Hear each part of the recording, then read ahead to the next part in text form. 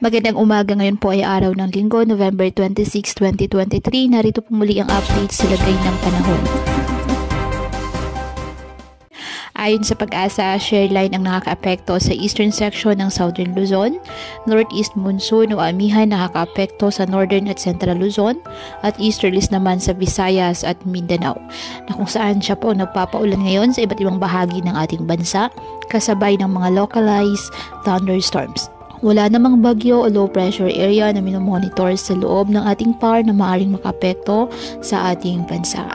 Ngayong araw, ang Batanes, Ilocos Norte, Ilocos Sur, La Union, Northern Coast of Cagayan, kasama na ang Babuyan Islands at Isabela ay nakataas pa rin po sa ang gale warning, at pinapayuhan pa rin ng ating mga kababayan na delikado pa rin po ang pumalaot, lalo na ang ating mga kababayang mangingisda at may maliliit na mga sasakyang pandagat sa mga nabanggit na lugar. Ngayong araw, ang Bicol Region, Quezon, Laguna, Batangas, Cavite, Occidental Mindoro, Marinduque at Romblon, asahan na maulap na kalangitan na may kalat-kalat na pag-ulan at thunderstorms dahil po sa shear line. Apektado naman ng northeast monsoon ang Cordillera Administrative Region at Cagayan Valley.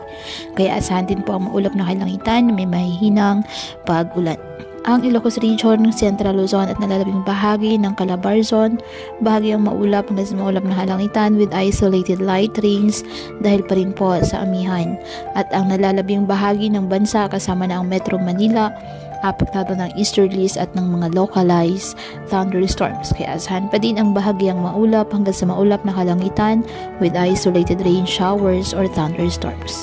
Kaya po patuloy po natin na pinag-iingat ang ating mga kababayan sa banta ng mga pagbaha at pagguho ng lupa, at ugaliin po na magdala palagi ng payong o kahit anumang panangga sa ulan kapag lalabas ng ating mga tahanan. At yan po muna ang update sa lagay ng panahon ngayong araw. Muli patuloy po tayo na mag-ingat at palaging tandaan, God loves you. Stay safe and God bless.